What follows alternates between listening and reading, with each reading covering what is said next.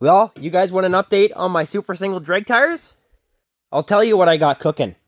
I never really did explain very well what my plan was, but I'll tell you now. My plan is to run one super single drag tire on each side. And I'm going to achieve that with one super single wheel, but I'm going to make my own.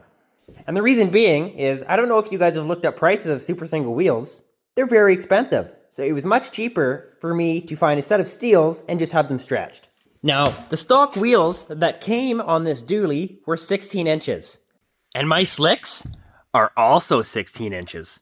It's cool, right? It's pretty uncommon to see 16-inch drag tires. So now that we've established the wheels and tires will fit, how am I going to make the wheels? So here's my brilliant idea. I'm just going to cut open a stock set of dually wheels. All I did was find a set of cheap stock dually wheels. I took them to the machine shop. I gave them specific instructions. All I want to do is cut them in half, put big steel banding around the inside, and stretch it out to 15 inches. Oh, and I know you're going to tell me, dude, that's stupid. They're never going to balance. Yeah, I know, and I also don't care. For the 2 times a year this truck is going to make a few passes down the track, it doesn't need to be perfect. It just needs to go down the track and do a few runs. Here's another thing.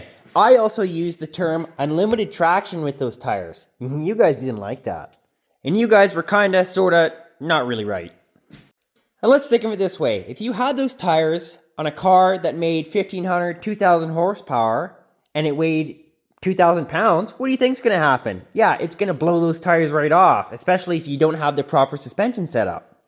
But if you put them on a truck, that's only going to make around 600 horsepower and weighs 5,000 pounds. What do you think's going to happen? Not really anything exciting.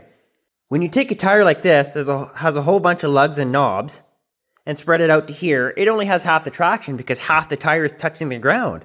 But when you have a drag tire that's from here to here completely flat, the entire area of the tire is going to be touching the ground flat, giving it full traction across the entire area of the tire.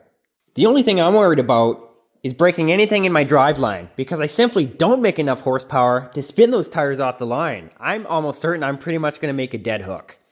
And a dead hook is going to be expensive. I mean, this truck is very heavy, and I'm going to have the 5th wheel hitch in the back. It's not going to spin very much at all. But that's just my theory. I could be completely wrong. I might get to the track and spin those tires anyways. But that's why I'm going to film it, and you guys are going to see what happens.